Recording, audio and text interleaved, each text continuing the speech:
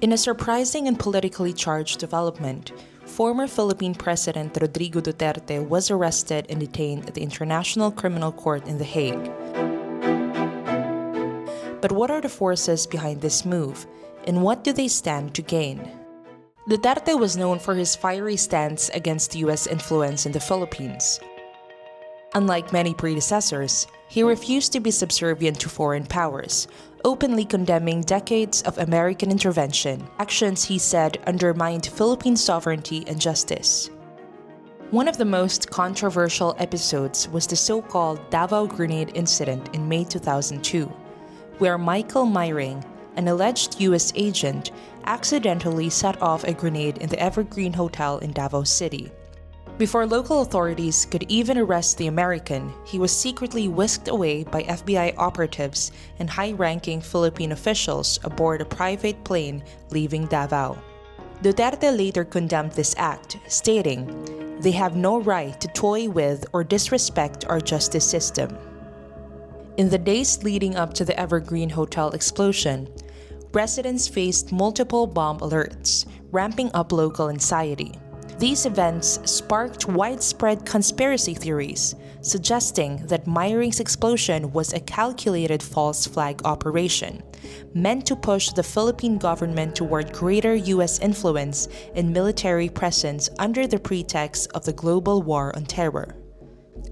Further deepening suspicions, military officers involved in the 2003 Oakwood Mutiny claimed that other major bombings in Davao, such as the airport and 𝗗𝗂𝘂𝘁𝗲 ferry terminal attacks, were also false flag operations executed with the involvement of U.S. intelligence agencies.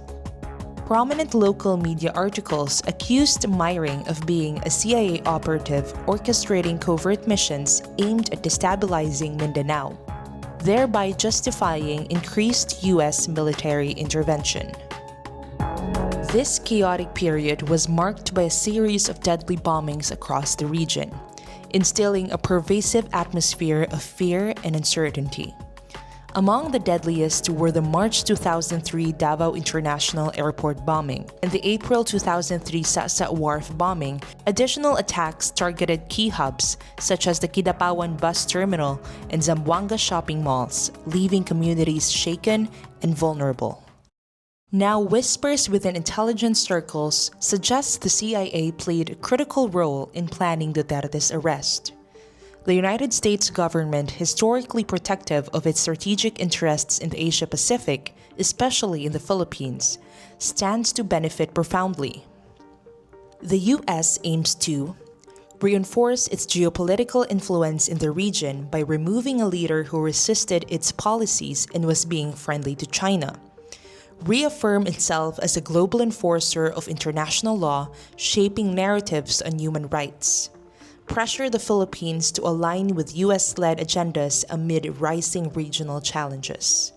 On the other hand, the administration of President Bongbong Marcos appears to be cooperating with U.S. authorities.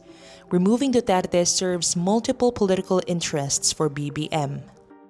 By facilitating PRRD's arrest and extradition to ICC The Hague, BBM neutralizes a powerful political rival who still commands significant popular support, gains favor and political capital with Western powers, potentially accessing more diplomatic and economic support, seeks to project the Philippines as a responsible partner in upholding international justice.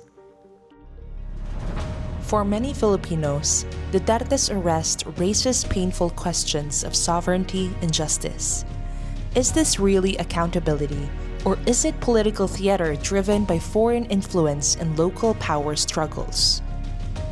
As former President Duterte faces the ICC, the repercussions will ripple through Philippine politics and international relations alike. The question remains, who truly benefits when a nation's leadership becomes a pawn on the global stage? Stay informed, defend sovereignty.